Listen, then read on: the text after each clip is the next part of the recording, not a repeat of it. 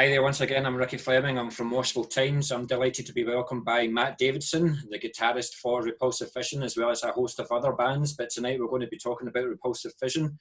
So Matt, how have you been? It's been a crazy world with this lockdown. How have you been coping? Are you still working, etc.? I am doing all right, mate. Just keeping working. I've never stopped working from the start. Key worker as such. And it's just been crazy. With less workers, a lot of them have been furloughed and then made redundant. And Yeah. it's been a learning curve recently. I will say that. How about yourself? How are you doing? Yeah, just been working from home. I was actually made redundant about a month ago, but I was Oh, lucky you kidding? I was lucky enough to get a job within 3 days, so I've been very, very lucky. So have you been working from home, or you been going into the office and such? I know into the office. I work in a stores team, so a warehouse. I kind of need to be there. Yeah, yeah. All right, at least you've got some kind of normality then. So with the lockdown, so have you been using this time constructively and written more songs? Do you know, actually, I've written 13 new songs for a new album. You haven't released a second one yet. I, I'm always terrified of releasing the second album and then something happens and it goes viral or whatever. I mean, it's unlikely, Yeah, and then all of a sudden some label says, right, I need you to provide me with an album in 6 months, and I can't do it. yeah, Because I've gone through about 2 years of creative drought. Just not after I wrote the second album, I've just done nothing writing wise. yeah, So as soon as I've got inspiration, I work at it. yeah, Like then's the time to do it. yeah. So I think that this new stuff, it's definitely a step further into the direction that we were going with this one. A bit more thrash. Yeah.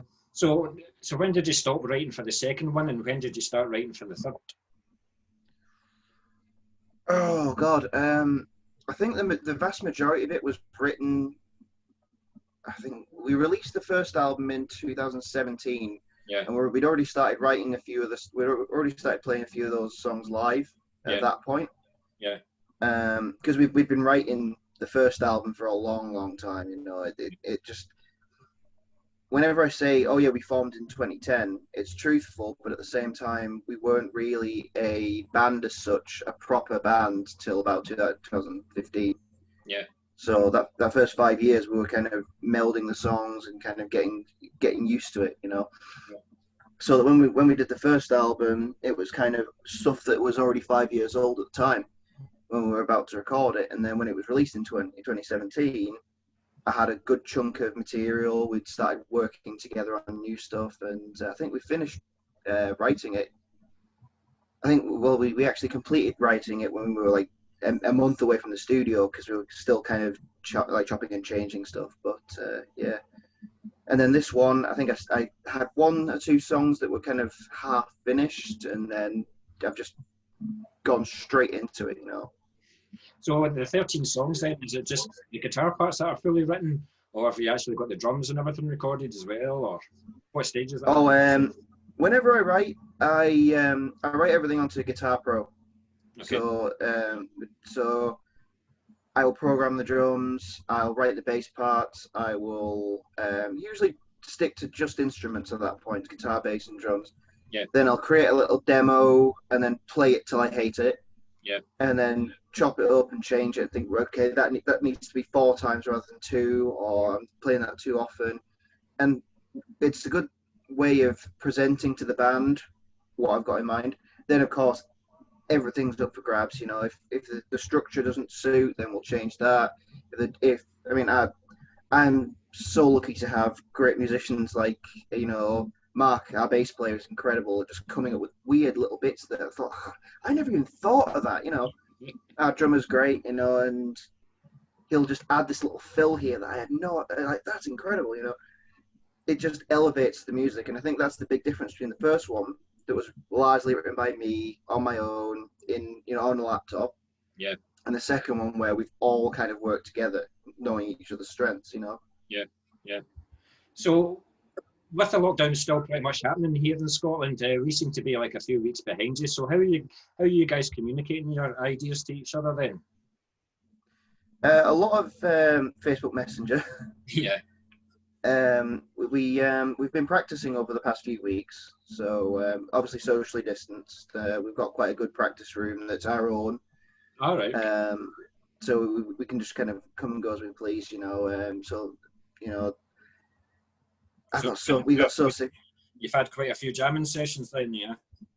Oh yeah, at least once a week, and largely it's kind of been more getting us back up to speed. I mean, obviously you've heard the album, the speed at which some of these songs are.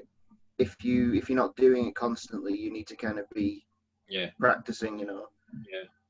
Because I just had an interview with a band up in Aberdeen, and they haven't seen each other since March, so you guys seem to be quite lucky at the moment. Absolutely. We did have a good 4 months off, probably from March to, it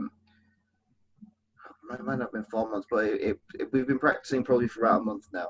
Yeah. And that's, so the 4 months, is that where you wrote a lot of the 13 songs? Yeah. Absolutely. Cool. Yeah. That's great, Matt. Thank you very much. So you're releasing your second album, Necrovictology. See, you tried to get me there, but I said it right. On the 21st of August of this year. So how have the reviews been so far, and how does it feel to get this album out there for all the old school maniacs to hear?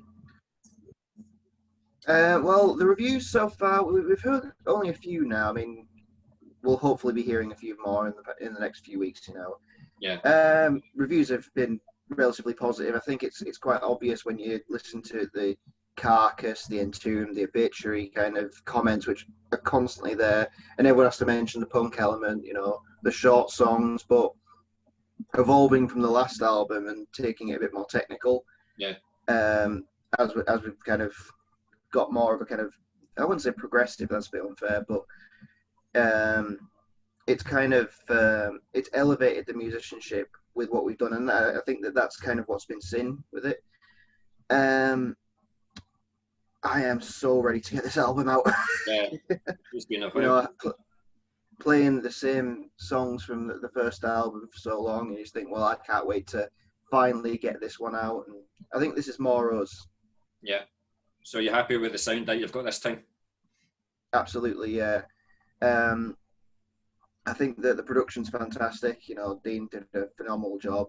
He's done a great job. We worked with a few local producers to actually record the individual instruments, and then we sent it over to our guy to get it mixed, and phenomenal. And I remember listening to it the first time thinking, yeah, that's the sound we wanted. Yeah. Yeah. So to coincide with the release, are you planning to release a video or anything like that? Well, actually, strangely enough, we have a video. Hush hush, but we're supposed to be premiering it tomorrow with the new single. Yeah. Obviously, this is all whether we can actually get it out on time, but I think it'll either be this week or next Friday with the album. Yeah. So how was the video made then? What's it about? What's the song? What can you tell us about?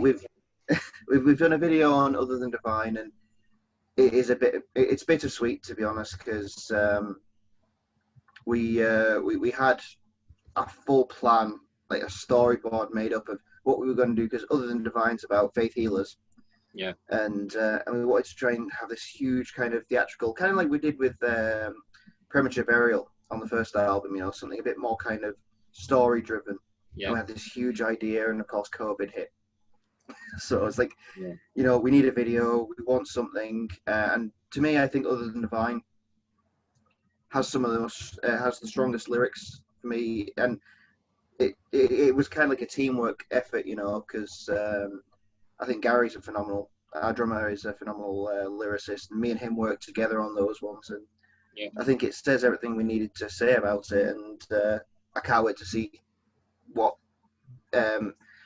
I won't say who's made it yet, but he has made a huge name in the underground scene. He's a great lyric video maker, and I can't wait to show it to you. I'm looking forward to it as well, mate. Looking forward to it as well.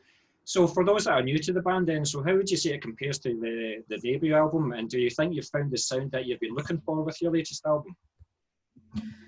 I would say the first one, definitely, it was kind of more of a, I don't want to say basic, but it's kind of my initial idea with all this was I've always been a massive fan of punk, punk's been a very important thing to me, throughout my life, So I've never been into the whole fantasy lyric kind of thing. So I've always been very true to life with my ideas and all this kind of stuff. And obviously, I love death metal. It's huge. So I wanted to combine all of that into something that was honest, was energetic. Yeah.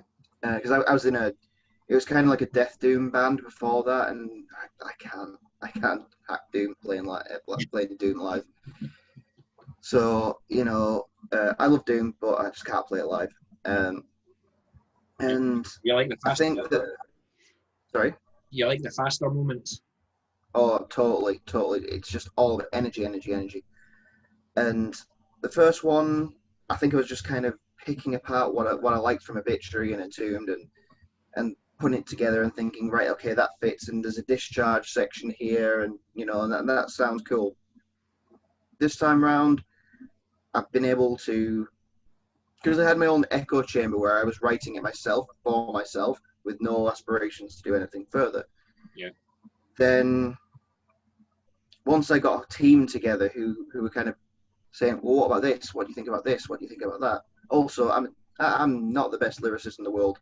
Being able to work with those guys to kind of offer something that I hadn't actually prepared for, hadn't considered, it does, as I said before, it elevates the song, and I think that you can become very sterile writing all the material yourself.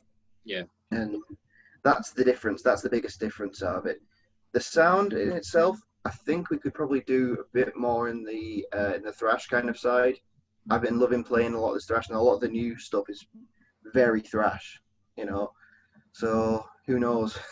You bringing in influences that are on your shirt? Oh yeah, definitely. Yeah, well, I was a fan of those. I was a big thrash fan when I was in like my late teens, and I hadn't listened to them in ages. Then I played with them in Stockholm. Yeah. And back to the childhood, and I've been listening to them again ever since. It's a country I've always wanted to visit. It's still on my bucket list. Sweden, Norway. Oh, I've got to go there. You're a lucky guy. Oh, honestly, I've been to Oslo, I've been to Bergen, I've been to Stockholm. Absolutely beautiful. All of them. Highly recommended. I'm not jealous. I'm just going to end this interview now, right? Well, you've talked to me a bit about the sound then, but is there anything that was done differently between the two albums, like the way it was recorded, or anything between the debut and Necrovictology? Yeah, we were able to take a lot more time on this one. The last one, we went into the studio for 3 days and recorded the entire thing. Okay. So drum tracks, guitar tracks, vocals, everything was done in 3 days. And obviously, we weren't good to ourselves those days. We were hungover to hell, like for most of it. But I did 12 hours of guitar takes just with the worst headache. And surprisingly, I ended up sounding okay. And this time I think we wanted to pay a bit more attention and do more, get a thicker sound. I think the drums sound better this time around. I think the bass is more prominent. I think the biggest mention there is the vocals. Like, we were able to take a lot of time on vocals, especially backing vocals, and he double tracked a lot to Dan. He did a great job of layering it up, almost Glenn Benton level, kind of getting his lows and highs mixed up. And it again, I absolutely love the way it's worked out, because we were able to take that extra time. Yeah. So maybe in the future then, would you actually maybe revisit the debut album? Would you like to record it again? Is there a couple of wee things that you would like to change? There's a few things that I look back on it and think, I wish I'd done that, and it's stuff that we play live. We play it a certain way live now. Yeah. Strangely enough, I was talking with the band about one of our old songs, like giving it a rehash, like taking some of the riffs and doing something with it. Yeah. Giving a remix, so to speak. Do like a return to, like Megadeth return to Hanger. Yeah. But I don't know. I think that had we have recorded it kind of in the 80s when the production wasn't quite as good, then I could understand. I can understand the whole like First Strike Still Deadly and the Bonded by Blood one, you know. Yeah. But I don't think it's for us. Yeah. Unless in 20 years, you know, you just never know. That's it. That's it. So, so death metal in the UK has had mixed results in terms of success over the years. So, I mean, if you were to talk to any metal fan about death metal, they would say it came from Sweden or Florida. So, where would you say Repulsive Vision come in? And while success is maybe not a motivator for the band, what are your goals for the band? My goal has always been to, well, firstly to enjoy myself. You know, we don't make death metal to make money. You know, Yeah. There's very few bands. I mean, you know, your Venom Prisons and your like Blood Incantation, who are starting to make a bit of, they're selling a lot of merchandise and they're making a name for themselves. But for the most part, death metal just, you know, it's not really. You have to be doing it because you love it, and that's really the main goal out of it. You know, where we sit in the geographical side. I mean, musically, I think we take a bit from everything. You know, I'm in love with Swedish death metal, as you know, obviously Wubath. You know, I'm in love with German thrash. I'm in love with British death metal. You know, most people when we go over to, you know, the States or Europe, say, "Wow, you sound really British." Carcass, Benediction. You know, it's so obvious to them how British we sound, and you know, I think that although the big names tend to be from Florida, from New York, you know, from Sweden, I think that it does a disservice to some of the biggest in the genre, like Carcass and Napalm Death, you know. And I think that Britain, although not usually mentioned, no one really kind of talks about British death metal, but it's such a strong. I mean, Britain is pretty good for extreme metal in general. Yeah. You know, for its doom, you know, it's Northern. Yeah. You know, it's great. There is a strong underground scene here, but unfortunately, that's where it stays. It stays an underground scene for the vast majority of the bands, but there is a lot of good talent out there. It's just getting recognised and somebody seeing you at the right time at the right place and getting noticed. Absolutely. Yeah. So thanks for that, Matt. So how are the songs constructed in the studio then? So are there main songwriters of the songs that take care of everything, or is Repulsive Vision now a band where all members contribute to the songs? A bit of both. Usually, what I'll do is I will construct a backbone of the song on Guitar Pro. You know, Yeah. I'll program a basic drum beat of what I kind of have in mind for it. I'll work out the bass line.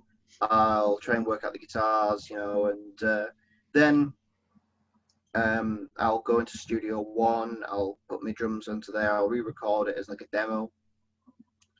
I'll then present it to the band, see what they think, get them to critique it, you know. Then they'll spend over the next however many months just kind of picking it apart and saying, okay, I like this bit, I like that bit. Can we do that riff again? Can we scrap that riff? You know? Yeah. Even if it's down to a little bit of a drum fill. Yeah. You know? So basically, although the meat is kind of done prior, you're kind of starting out with basic backbone and then letting them do the work afterwards. Yeah. You know? Yeah. And then, of course, you know, I mean, when the project first started, I wrote all the lyrics. But now I've got a team of, our singer Dan doesn't do any of the lyrics, but he tends to put, his strength is kind of knowing inflection and knowing how to say things at a certain point and, you know, accenting things. But yeah, usually all of it comes about in rehearsal, you know, and then once it's done, we've got it pretty tight and we know what we're doing, you know, we'll say it's done then. Yeah. Thanks for that again, Matt. So I've known you guys for some time on social media then. Things seems to be very settled on the band members front. So how would you say you keep it all together, for example, when negotiating what stays in and what goes out of a song? Oh yeah, it's a strong, hard dictatorship. I get to say no to anyone else. I was actually thinking of that when you were saying like you put all the riffs together and you let the guys think about it. What happens if they say, nah, doesn't work? They know where the door is. In all seriousness, we kind of, it all kind of depends on the party usually, because what will happen is we'll discuss it the part will get presented. We'll attempt it with that kind of section. Say if there's someone that says, "Can we do this riff here?" and we'll test it, and we'll be honest about it. It's usually kind of a democracy, you know. We'll kind of say, "Okay, two of us think it's good, one thinks it's bad. Okay, well the two of us win," you know. Yeah. So although you know, there's been very few situations when that's been the case. More often than not, it's like, "Oh, I'm going to do this part over your guitar part." It's like, "That sounds great. Do that," you know. Yeah. There's very few times when there's been arguments that have kind of, Yeah. you know, over a 4 count here. Yeah. That's good to hear. It's good cohesive. So that's good. So you're obviously hail from Cumbria. So what's the Cumbria scene like then? And would you like to give a shout out to any local bands? In death metal or just extreme metal in general? Extreme metal in general, then, and we'll go for that. Well, Cumbria is quite a strange one because there isn't like a major city that, like say Manchester or Leeds, that's devoted to a very like concise following. You know, we have some cool death metal bands like Triverse Massacre. Yeah. Up in Carlisle, you know, we've got Thy Demise in Workington or as Wave and Severe Lacerations. Obviously, we've got Thy Dying Light in Barrow as well. Our bassist band, Redshift. They were more of a kind of progressive Dream Theater kind of style band. Yeah. But it's not very strong on metal in a sense, but at the same time, what we have got is a dedicated fan base. That's what I was going to say. So when you play live in the area, then do you always get a good response? Depends. Yeah. No, I think that usually when we do these things, we kind of do them every 6 months or so. We'll do like an almost fatal fest or a funeral fest. Yeah. Where we'll get 12 bands, you know. Yeah. Yeah. Get them all together, and it all makes sense. You know, as I said, last time we had a Northwest Metal Fest, we had the Triverse Massacre, we had us, Thy Demise, Thy Dying Light. We had Shrike on as well. They were great. I think they're from Lancaster or somewhere.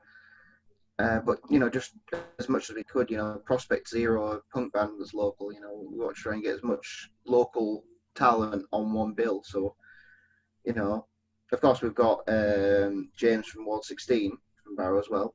Yeah, yeah. So, cool. Thank you very much, Matt. So unfortunately there will not be any live shows in the near future then. So did you have any plans for maybe the summer, or have you got maybe plans for next year now? Oh, single tier. Oh yeah, we had some plans which I will not divulge as of yet, you know.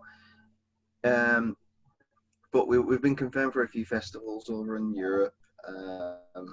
We've just had to move our slot at Skulls of Metal in Spain till next October. We're going to be playing Ritual by Death Fest in Camden, which has now been moved to November, so at least that's coming up soon. We've got a gig in Plymouth coming up in January. It's going to be, I mean, obviously COVID kind of has its stranglehold on all kind of plans, and you don't really want to make any steps in that kind of direction, you know. Yeah. But we have got some contacts we've been planning on. I've got a contact in Italy that I'm talking to at the moment, trying to get a couple of dates over there. Excellent. We'd love to go back to Portugal. Excellent. Well, you're not going to be in a couple of festivals with Woombath as well? Yeah. That would be a long evening for you. Honestly, this year was going to be really good, you know. we had some stateside gigs, we had some European. It's honestly been terrible. Yeah, the only thing that you can say about it is you're not falling behind anybody. Everybody's in the exact same boat as yourself, so it's not as if you're lagging behind. But when it all clears up, there's going to be like gigs every single night of the week. You know, the punters are going to be spoiled, so it's going to be packed. Yes, the good thing is everybody's wanting to go to gigs, you know. But best of luck to you, man. Best of luck to you. So what's next for Repulsive Vision then? You've got the album coming out, you've got the video coming out. Anything else happening? I think we're going to be doing a new run of merch. we've got, I mean, as with the last question, you know, we've got a load of plans, but how we're going to move on with them is really up to the Yeah. situation at hand, you know. Yeah. We'll always continue practicing, and once we feel we're back up to speed with the set, we're going to start working on the new material and get it all sorted, because getting it written is only the beginning. You know, we've got to really kind of tailor it to the point where we feel it's comfortable to play live. And then once we do start live, there's a lot of bands, as you said, that band that's not met up since March. You know, there's got to be some kind of um, you know, knockback from that. You know, Yeah. We want to be at our best with the new album coming out. We want to make sure that we're selling Yeah. and Yeah. and turning heads rather than stomachs. You know. Yeah. And certainly when you're going to be playing live next, say in 6 months' time, you've got all the new songs for the second album, but you'll probably want to play a couple of new songs that you've already written for the third. So you're going to be spoilt for choice rather than just doing all the first album all the time. So I can imagine Absolutely. you fight about what songs are going to be in the set list. I think there's some staples in there. There's some real staples that we all agree on, or ones that have been kind of like blackballed. There's certain ones where we kind of thought this sounds great, and then when you get onto when you're playing a European festival and you're playing someone else's drum kit, you know, and there's been some that have been like, yeah, we're not doing that one. But another step up for the band as well is like the record's getting released through a label. What's the name again? Emancipation. See, I was letting you say that. I knew that. I was just letting you say that. Emancipation. So how did that all come about then? Did you have quite a few offers on the table, but they were the best one for you? You felt right? Well, to be honest, I think that it was something of a loyalty kind of thing, really. Our first record was released on Mighty, who really saved us, really got us out of the shit, you know, with the situation, you know.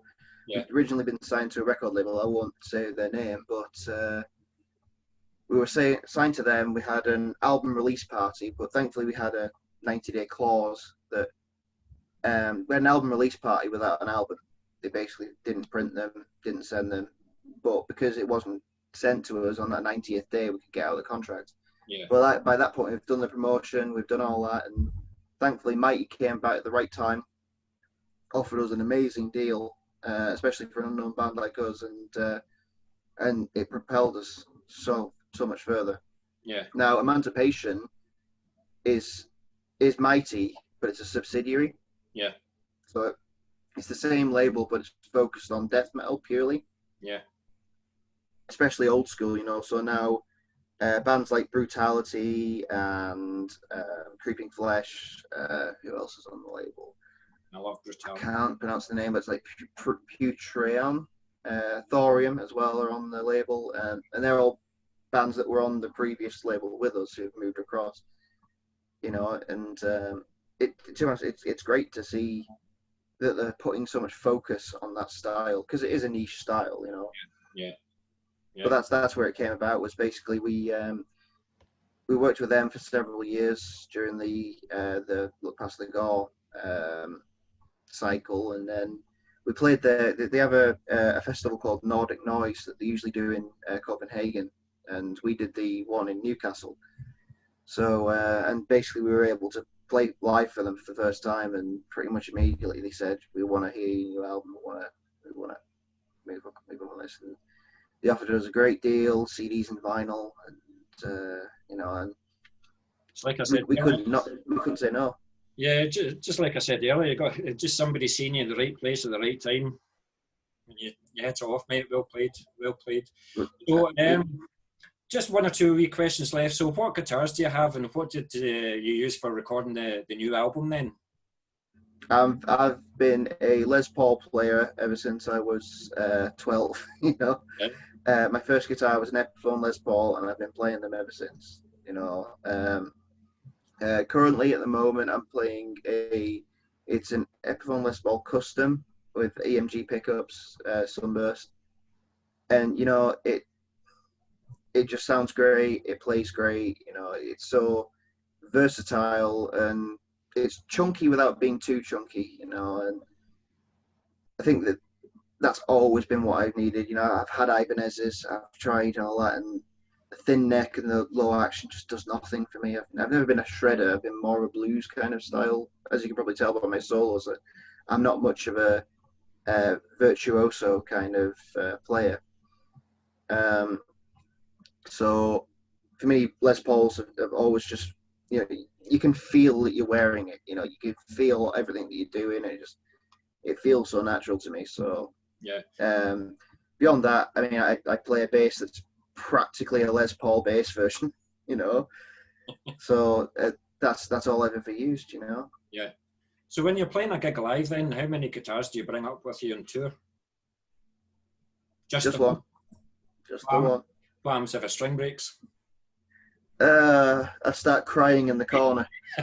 I've become very quick at changing strings. Well, strangely enough, I was quite notorious for snapping strings during gigs, and I changed strings from Ernie Balls to Elixirs, and the difference is huge, amazing. You know, I've managed to record a full album, play several gigs on one set of strings, and I could never do that with Ernie Ball. And as a result, I trust them a lot. If there's any technical issues with the guitar, then I'm screwed. But yeah, you know, I think it's got to the point where I'm used to learning how to play a song without that string. You know, something from experience. Oh yeah, there's a great story. We played in Croatia at this Go to Hell festival, and with Ginger and Sinister, and our bass player snapped the top string, the bottom string on his 5-string. Right. How do you snap a low B on a 5-string during the first song? So he just oh well, I'm just gonna have to make. So he just tuned the next strings down, and it worked. You know. Yeah. Cool. Well, thank you very much, Matt, for this interview then. So if people want to find out about Repulsive Vision, where will we find you on social media then? I would say that the best place to get in touch with us would be our Facebook, Facebook/Repulsive Vision. We have Twitter, RV Metal, I think it is. We have Instagram. We're fairly new to Instagram, but we're starting to kind of post a bit more and try and add a little bit further there. On top of that, you're more than welcome to email me personally, and if you want any kind of personal request or anything like that, then feel free to message. But yeah, we have Reverb Nation and Last FM and the old decrepit, obsolete things that we all remember. Yeah, I was just talking. I had an interview last night actually. With a Scottish band called In Extremis, and it was they released stuff from 1990 to 94 and stuff, and it was all the tape trading, all the writing the letters, all the photocopying flyers, all that kind of stuff. You know, it's total change days now, but now it's just a click of a button they can find you now. But it's made the scene what it is today. So hey, absolutely. Yeah, so thank you once again, Matt. It's been an absolute pleasure. I wish you all the best with the release date. It's the 12th. When is it again? The 21st. 21st. So I wish you all the best with the release, and take care of yourself, and best wishes to Repulsive Vision. I really appreciate that. Thanks very much. Really appreciate your support. No worries, Matt. Cheers. Cheers.